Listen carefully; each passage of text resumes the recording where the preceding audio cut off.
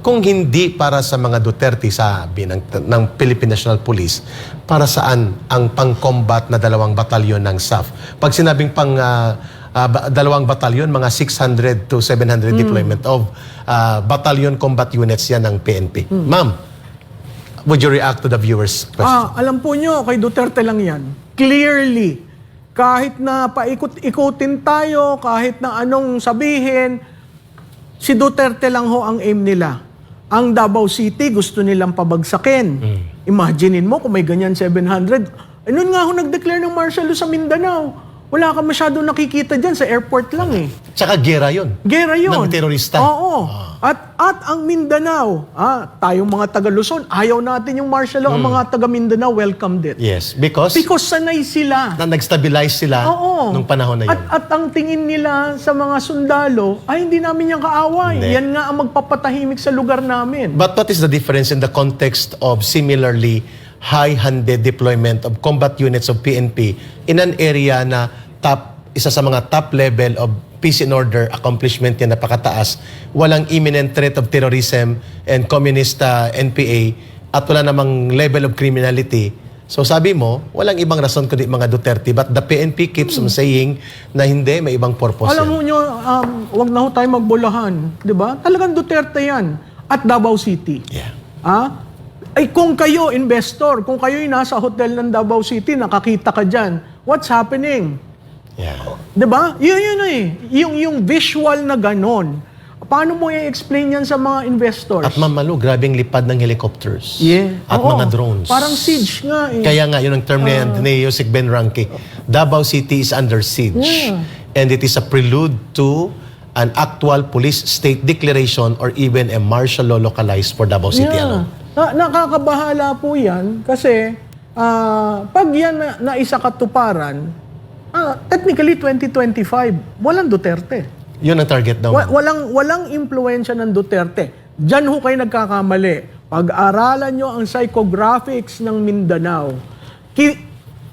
Kitilin nyo sila, i-push nyo sa pader, babalik at babalik yan. At magugulat kayo sa reaksyon na mangyayari. Ang taong bayan ay palaging nagbabalik tanaw sa kasaysayan. Yung mga ibang indicators ng pag-ulit ng daloy ng kasaysayan sa lumang martial law ng kanyang tatay, yung mga kaganapan ay nagaganap at nakikita.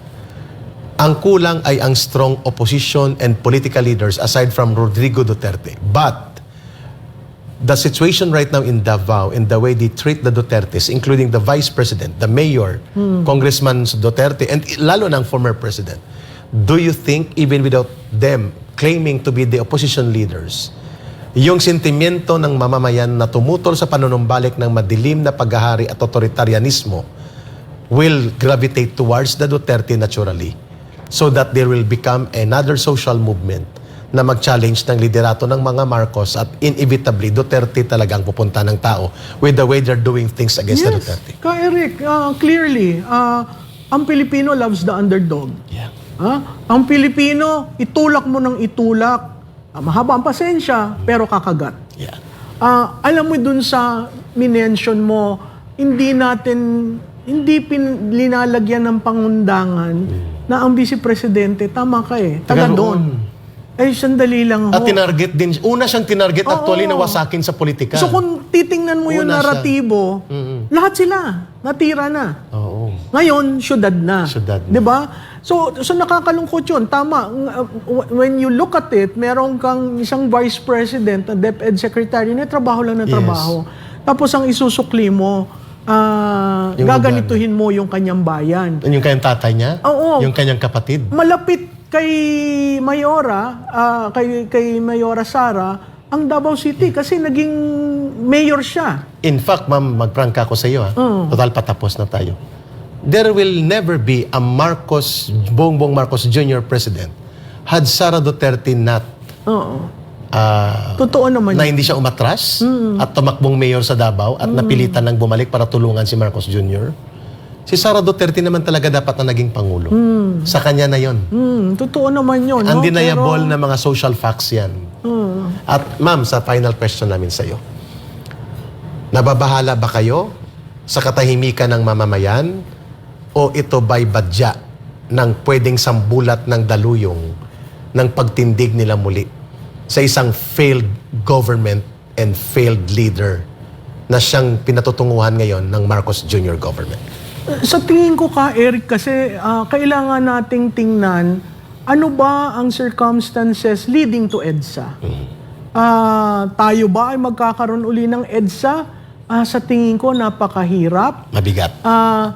Dahil hindi yung henerasyon ng EDSA, tayo na yun eh. Oo, tapos na ang Di ba yung kabataan susunod, natin parang yun. wala silang sense ng EDSA. Mga 40 years ang gap, ha? Oo. 44 years. Tapos, hindi naman sila nananahimik dahil kung titingnan mo sa online, Maingay. may constituency Okay. na nabubuo.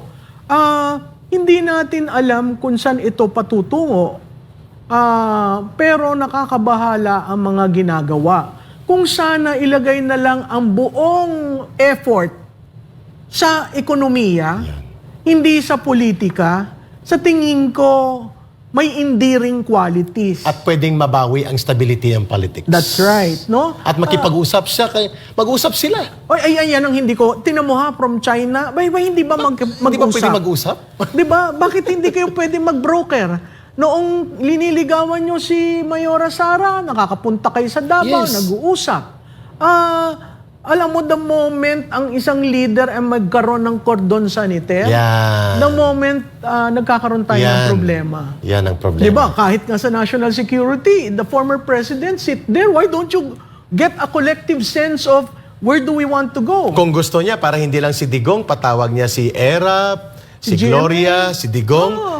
Expanded National Security Council. Yeah. Allowed by law yan. Yeah, so... Silang senior state elders mo doon. Di ba? Mag-host ka ng dinner with the ex-presidents. I mean, it's not a show of weakness. But it's a show of real leader. Yes, and real politics. Real politics. I mean, for the country, you got to do these things. Yeah. But, if you do not love the country, you will not find solutions. You will always find problems. At ang sagot mo, naked use of power And abuse of authority. and abuse of authority. Ma'am, napakaganda ng talakayan na ito. It requires us to invite you again next week. Hanap din ng oras at panahon. At napakaganda po ng talakayan na binabanggit ninyo. At ang huling aming bibitawan na magre-react ka. The greater the repression, the greater is the resistance. Do you believe in that historical lesson sa lahat ng lipunang dumaan sa kasaysayan ng mundo? And your final message. Okay, siguro sa mga tagapakinig at nanonood, yun hong henerasyon ko, kasama ho ako sa EDSA.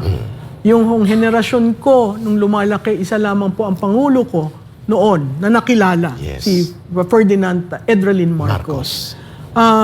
Yung cycle na nakabalik ka, napakahirap po sa politika ang makauwi ka sa bayan mo despite of what happened, makatakbo ka at ihalal ka ng taong bayan. Huwag nating ialis yan sa equation. Ang taong bayan ang naglagay sa inyo kung nasaan kayo.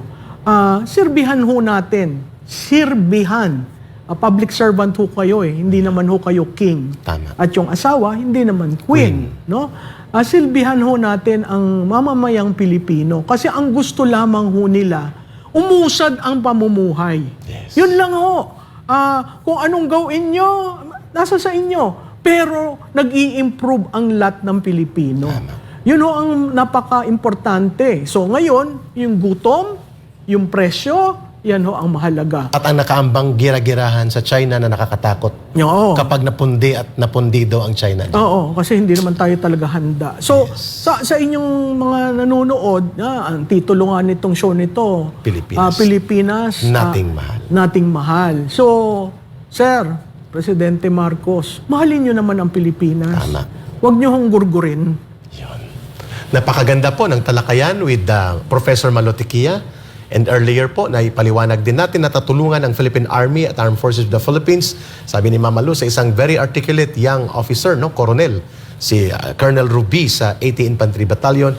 At napakaganda po ng mga pagpapaliwanag na nakabatay, hindi po para yanigin ang gobyerno, kundi akayin sa mabuting pamamahala. At ang mabuting pamamahala ay magsisimula sa pagtitiwala sa iyong mamamayan.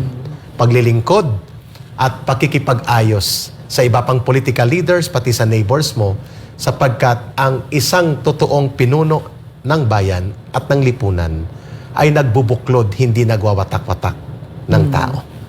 Pangulong Marcos Jr., ang huling habilin namin sa iyo, you will never go wrong when you love and serve the people.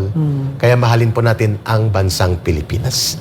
Ako po si Ka Eric. Araw-araw tayo magsasama bukas with MNLF Political Officer Monk Asis Olamit, Attorney Mark Tolentino sa malayang pamamahayag at mga patutunguhan ng magagandang pag-usad sa pagtatanggol ng demokrasya dito sa Pilipinas nating mahal. Ma'am Malutikia, maraming salamat. You will always be part of Pilipinas nating mahal. It's always a pleasure to talk to you. At hindi po nawawalan po ng mga mabubuting impormasyon ang mamamayan kapag nandito ka sa Pilipinas nating mahal. Sa muli, palagi nating tandaan, mahalin natin ang bansang Pilipinas. Walang ibang magmamahal ito kundi tayo ring mga Pilipino. Mabuhay po ang mamamayang Pilipino. At ako po si Ka Eric. Magsasama tayo palagi dito sa Pilipinas nating mahal. Thank you.